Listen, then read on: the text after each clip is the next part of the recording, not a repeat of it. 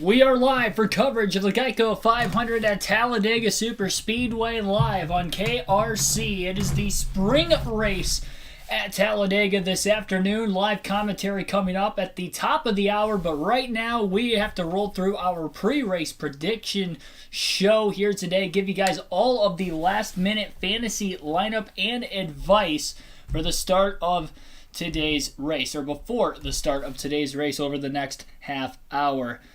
Thank you for everybody tuning in. Patrick Shadley, thanks for being the first one down in the chat below. As usual, if you are not subscribed to the channel, definitely subscribe. Hit the like button as well for more daily NASCAR content. It should be a fun race today. And again, getting things kicked off here. Don't want to waste any more time because we have a lot of predictions to go through, as well as you guys down in the chat maybe asking some questions at the end or throughout the course of the stream as well to get your guys' fantasy lineup set. Now, also, because we talk about fantasy, you can join the NASCAR mobile app or website, or if you have the NASCAR mobile app, or log on to NASCAR's website, go to the fantasy section, sign up with your email, and join into our league. Chance to win 2 tickets to any NASCAR race of your choosing in 2023 if you win either the regular season championship or the playoff championship. So with that being said, again, KRC League, KRC in all caps, capital L on League. That is the league to join to have a chance to win. You have to be a subscriber of the channel and, of course, win one of those 2, if not both, of those series championships. For Express, Garrett YT2936, welcome to the stream. He thinks Ryan Blaney's going to win. My win pick will be in this predictions video, but first, we have to go through the drivers who I think will not run well today, or at least drivers who will not finish well at the beginning of this race. Give me one quick moment to look up my season stats. I do not have that pulled up. And then I'm going to do something a little bit different with this predictions video and physically show you guys the website I use and the stats that we can look at together, just to try and change things up for the pre-race live stream. Now we got to look and try to find my predictions. Alrighty. So far on the season, the must-have predictions, I am 13-7. The dark horse predictions, I'm 7-11. So that is where I'm lacking the must-haves. The drivers who I say will automatically run well, and probably the more favorite drivers, or the drivers who have a lot of success in this sport, whether it's this season or in seasons past, in that must-have list. And then the don't-have predictions, I'm 10-7. So outside of the sleeper picks, the don't-haves, the must-haves, pretty good this year. I have not predicted a winner correctly in the first 9 races this year. I had 5 last year, 9 the season before. So definitely going to have to try to get things going in the right direction here. So first and foremost, now I gotta get, man, I am not prepared. You know what? I'm not going to be able to show you guys today. I did not get the display capture on before the start of this stream, so I'm just going to end up having to read the stats up to you guys like usual. Patricia Times, welcome to the stream as well. Keegan, thoughts on Truex? That is the first driver I was going to touch base with in this predictions video. So again, we'll talk about 2 drivers you should absolutely not have in your fantasy lineups today. And the first one is Martin Truex Jr. Martin Truex Jr. has not had a top 10 finish in each of his last 12 starts at Talladega. One thing about Martin Truex Jr. that I've found out both at Daytona and Talladega, especially in recent years, he scores a lot of stage points, but he doesn't get a good finish. And I think a large part of that is he's towards the front of the field, but he's not in those top couple cars by the time the end of the race comes. So when the big one happens, or if there's a wreck towards the end of the race, that's why he tends to get caught up in it more often than not. I think he's an all-right stage, or an all-right restrictor plate or super speedway racer. He's definitely not great at it. I would stay away from Martin Truex Jr. today. His finishes in the last 12 races at Talladega: 12th, 31st, 23rd, 23rd, 26th, 20th, 23rd, 26th, 23rd, 35th, 40th, and 13th. Those are his last 12 races. He only has 2 finishes higher than 20th in those 12 races as well. And even looking at the stage points, I was thinking that he did better in the stages than what I thought. He actually only has had stage points in one of the last 7 races at Talladega as well. So I guess the stage points really only at Daytona for Martin Truex Jr., not so much at Talladega. So I do not think Martin Truex Jr. is a good start for your lineup today. I would stay away from him going forward. The next driver who I think you should stay away from is his teammate Kyle Busch. Now, also Martin Truex Jr. has not ran well so much this year. He has only one top 5 finish, and that top 5 came at Richmond off of strategy. In that strategy race, the 2 tires versus 3 tire stops in the final stage, and he got the track position. Definitely earned that top 5 that day, but outside of that, and really the Toyotas as a whole, if you look at that race, that's their only race collectively that they were all good, or for the most part they were good at Joe Gibbs Racing. It's been hit or miss from top to bottom in their lineup for every other race this season. So again, we talked about Martin Truex Jr. I think you should stay away from him. I think you should also stay away from Kyle Busch today in your fantasy lineups. Coming into this race, Kyle Busch's Talladega stats are this. He only has 2 top 10 finishes in his last 2 top 10 finishes in his last 11 Talladega starts, and he only has 2 finishes outside of those top 10s in the top 20 in those last 11 starts. So very similar stats to Martin Truex Jr. He is scoring more stage points than Martin Truex Jr. as he has had stage points in all but 2 of the last 10 Talladega races, but he's just not getting good finishes. And I think the same thing kind of goes like what I said with Truex. I don't think Kyle Busch is really a bad super speedway racer. I think he's just up towards the front or more in the middle of the pack at the end of the race where he gets caught up in a bigger accident. It's a lot easier to control your own destiny if you're at the front of the field before the big wreck happens, because very, very rarely it comes within those first 3 cars or first 4 cars in the pack. It's usually somewhere towards the back half of the top 10 to the middle of the pack that ends up being involved in those accidents. And I think that's why the success in recent years especially have come from drivers that you wouldn't necessarily think of with these smaller teams, you know, like your Spire Motorsports, excluding the Daytona summer race last year where Corey LaJoie actually had a fast car, but why he would get a top 10 some of the time on these super speedways, because he's at the back and he's not really in the middle of the pack at the end of the race. He's able to avoid the accidents. Justin Haley's had good runs with Spire Motorsports in the past as well. Even some of the Rick Ware cars. I think BJ McLeod had a top 10 in the Daytona 500 last season in 2021, so that would be for that reason. So I would stay away from Kyle Busch as well. If you also look at the laps led for Kyle Busch, which I did not look at earlier, Kyle Busch has led barely over 20 laps in the last 9 Talladega starts combined. If I do my quick math here, it looks like he has led 12, 13, 8, 19, 29. So 29 laps led for Kyle Busch in the last 9 starts at Talladega.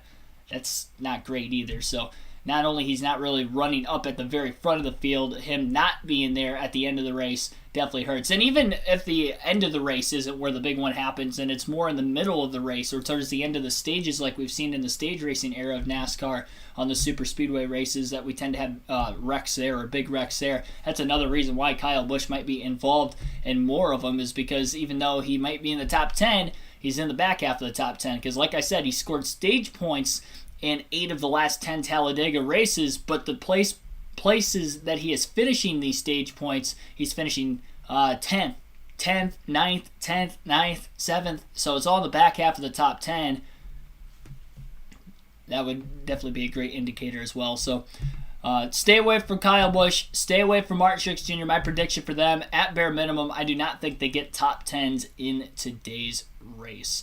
Now we're going to talk about the sleeper picks, 2 drivers who I think would be decent starts for your fantasy lineup. And I say decent because they may not have the same success at other racetracks throughout the course of the year, but we know Daytona and Talladega, and now even with the new repaved and revamped Atlanta Motor Speedway, that there might be some drivers that you could contend on them potentially running very, very well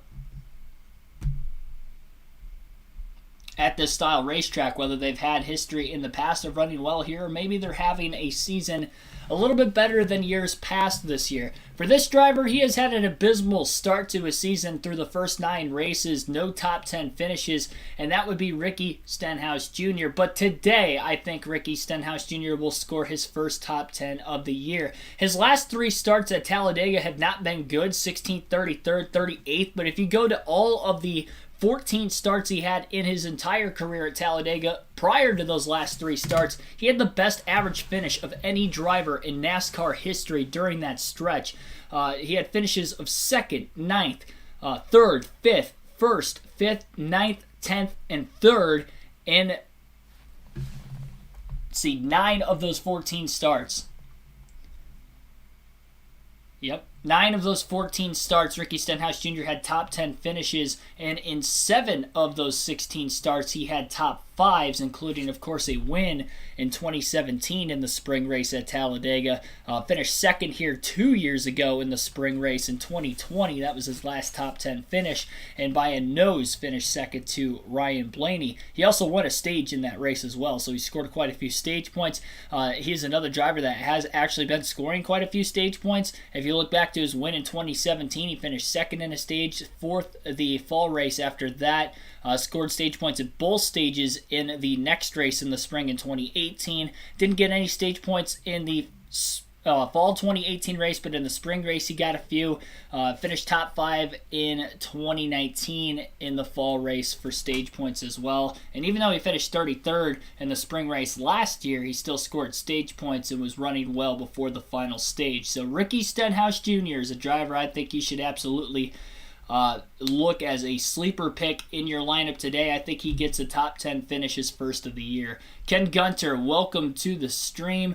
Patricia Toms, welcome as well. Welcome anybody who is watching this, whether you are in the comment section or not. Ken Gunter asks, how chalky do you think Castle will be? I don't know what you mean by chalky exactly, but Landon Castle's an interesting one. I think just kind of like we've seen with Spire Motorsports in the past on the super speedways, excluding, again, the summer race where Corey LaJoie had a really fast car out of nowhere. I think it's going to be one of those types of races where you're going to see them hang out at the back. If we see a lot of accidents in this race, that's the only way I really see them getting a good finish. I don't see Castle really scoring stage points. He's also not running for points in the Cup Series as well, so there really is no incentive for him to battle up there in the stages at the front of the field because, again, we see cautions towards the end of stages a lot at Talladega. I guarantee you today we are going to see an accident that is going to involve at least 5 or more cars, either at the end of stage 1 or the end of stage 2. I just have a feeling it's going to happen. It seems to happen almost every time we go to a super speedway. In fact, even at Atlanta in the last race, there were cautions that ended both stages. The Daytona 500, that's where we saw the big one with Harrison Burton flipping, was right at the end of stage 1. With a few laps to go in the stage as well. So I do not think that Castle is going to score a lot of stage points. If he does get a good finish, it's going to be solely based off of the fact that we could see wrecks. But remember also, in the last 2 spring races at Talladega, not the fall, but the spring races, we have not seen many cars DNF. Last year, yes, Joey Logano flipped and there was an accident there, but really nobody else was involved severely enough to take them out of the race in that accident. And we had another accident towards the end of stage 2 that took out maybe 3 or 4 other cars. I think Larson was involved in one there, and Chase Elliott was involved in that wreck. Denny Hamblin might have gotten a piece of it, if I remember correctly. So there were a few drivers and a few heavy hitters, name-wise and name recognition-wise, that were involved in those accidents at the end of the stages. But I don't know if we're exactly going to see a lot of accidents in today's race. I do think we do get at least one 5-car accident, 5-car plus accident at the end of stage 1, end of stage 2. That may be the only wreck today. You never know. That takes out at least quite a few cars. So I would probably stay away from Landon Castle, but I could see why you would take him. Just know that he is likely not going to get any stage points in today's race because he's probably going to be hanging out in the back until the very, very end. Chase Briscoe, how will he do today? So I didn't plan on talking about Briscoe either, as well as Landon Castle. Chase Briscoe is an interesting one. I don't really know of how Briscoe's done on the super speedways in the past. Obviously, he was a rookie last season. So let me look up the stats real quick, because I don't really have a big background check on Briscoe with him only being a rookie last year. Chase Briscoe. Let's go 2021 stats.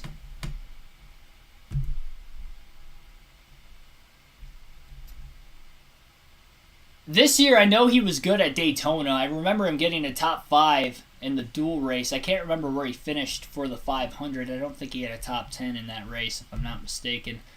Last season, Chase Briscoe on the super speedways during the regular season finished 30th. At Daytona in the 500. Talladega, he finished 25th. Daytona in the summer race, he finished 16th. And Talladega, 17th. So, unless he had a top 10 finish in the Daytona 500 this year, which I don't remember him having, I don't think Chase Briscoe has a top 10 in each of his 5 starts on this style of racetrack. Oh, also, there's another don't have I completely forgot to let you guys know on. Sorry for that. It just slipped by me. I didn't have a list like usual today. If you couldn't tell, I'm sweating because I just got done from outside doing yard work. And it is very hot in my room. I live upstairs. So for anybody that lives in more than a 2-story building or apartment, there is no AC in here. So it is going to be a hot one for me today, with it being in the 80s outside. And I'm going to be sweating profusely for about the next 3 hours. I've got my water, though. I'm going to be staying hydrated, no problem.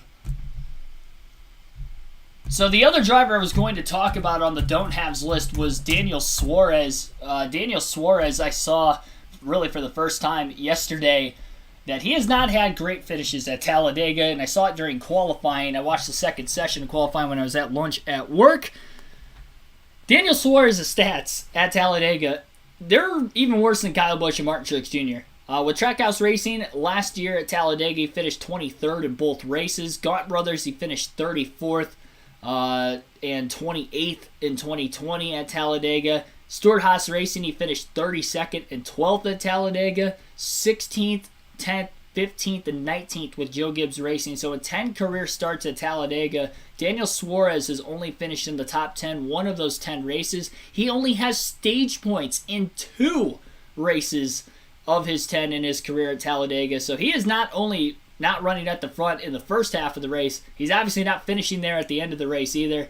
So Daniel Suarez is another no-go I completely accidentally skipped on. I'm sorry for that. I'm not as prepared to give you guys the predictions video. I'm prepared to give you the predictions of the drivers I have today, but I didn't have a list of them like I usually did because I was not really in the house this morning. Trey Irby, welcome to the stream. I think 2311 did good their cars this weekend to get both in the top 10 in qualifying. Yeah, and that's one thing that I noticed with 2311 both last season, obviously Bubba Wallace winning the fall race, and even in the Daytona 500 this year, that is where the speed is at. If you're going to pick those guys to have a good race this weekend, it wouldn't be a bad idea to have them in your fantasy lineups. But as far as the drivers did not have in your lineup, again, Daniel Suarez, Kyle Busch, Martin Truex Jr., stay away from him. And I know some people might be high on Suarez or Trackhouse Racing because of the speed they've had this year. I just know that Talladega is just not a good track for Daniel Suarez in the past. I don't think Trackhouse Racing is going to change that today. So all 3 of those drivers, I don't think they finish in the top 10. And then the sleeper picks, I had Ricky Stenhouse Jr. And the other one who I think is the most obvious is going to be Brad Keselowski. Of course, with the newly renamed and rebranded Roush Fenway Keselowski Racing. Obviously, we know Brad Keselowski has 6 career wins at Talladega. Of course, he also is the defending winner of the spring race last season. But if we look at his stats outside of just those 6 wins, it's also been pretty good. He finished 2nd in the fall race at Talladega as well. Finished 7th in 2017 in the spring race. 4th in 2015 in the fall race there. Obviously, again, mentioned the 6 wins. It does seem like he scored a lot of stage points as well. He's got 5 top 5s in stages alone, stage 1 and stage 2. He's finished in the top 5 in the last 3 races at Talladega. He also finished 4th and 7th in 2020 spring race 4 races ago, and the race before that at Talladega, he finished both in the top 5 in stage 1 and stage 2. So he's a driver that is going to be scoring a lot of points today. I don't think he is in an absolute must-win position yet, despite how far back he is in the points after that hefty penalty they had a few weeks ago. And the reason why I say that is because he's actually been getting a lot of top 15 finishes and a lot of stage points in these races so far this season since the penalty. I know he's 31st in points still. He's only 102 points back. I say only 102 because he did have a very hefty 100-point penalty. So if it wasn't for that penalty, he'd only be 2 points below the cutoff line right now. Which again goes to show that he is getting good finishes even without that penalty. So I think Keselowski is not a bad start for your lineup today for a garage pick or maybe that 4th or 5th tier driver on your fantasy lineups. I think he gets at least a top 10 today. Again, 6 wins, runner-up in the fall last year. He scores a lot of stage points. He actually had a stage win 3 races in a row at Talladega, 2017 in both races and spring 2018. So again, he scores a ton of stage points. I think Keselowski is a great start for your lineup, as well as Ricky Stenhouse Jr. I also think the Fords are going to be really fast. They were the ones to beat at Daytona. They also led the most laps as a manufacturer at Atlanta earlier this season as well, with that kind of racing like a super speedway now, with, of course, using the super speedway package for that race. Michael Weeks, welcome to the stream. Really showed speed at super speedways, but they're oh yeah, you're talking about 2311. Exactly, the super speedways is definitely, if you were going to start anybody for 2311, probably one of the few tracks that you would want to start them. So we talked about the don't haves. We've talked about the sleeper picks. Now we have to talk about the must haves, the drivers who will absolutely run well today in my eyes and will maybe have a shot to win this race. And the first one we're going to talk about is Ryan Blaney. Ryan Blaney is one of the best super speedway racers in NASCAR today. He has not won on a super speedway yet this season, but in each of the last 3 seasons he has won a super speedway race. Of course, most notably last year, winning the summer Daytona race, winning the spring Talladega race in 2020, and the fall Talladega race in 2019. He's had great finishes at Talladega outside of the 2 wins he has had. He had a top 10 last year in the spring race, finished in 9th place, 15th in the fall last year, which is not great.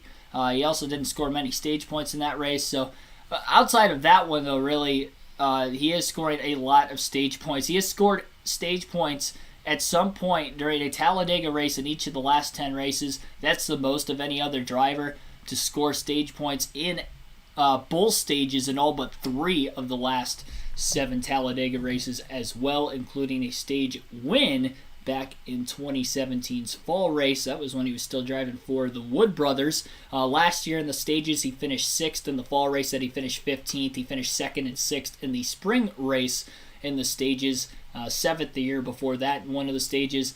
And 2nd, 6th again, 10th, 6th. Also in the last 2 races before that. I could just keep going down the list, but I'm not going to read them all off to you. Just take my word for it. Ryan Blaney is a must-have today. And honestly, this is the 3rd time already this season, but I'm taking Ryan Blaney to win this weekend. Now, I took him to win in 2 other races this year. Obviously, he hasn't won yet this season, but he is 2nd in points and only 3 points behind Chase Elliott for a reason.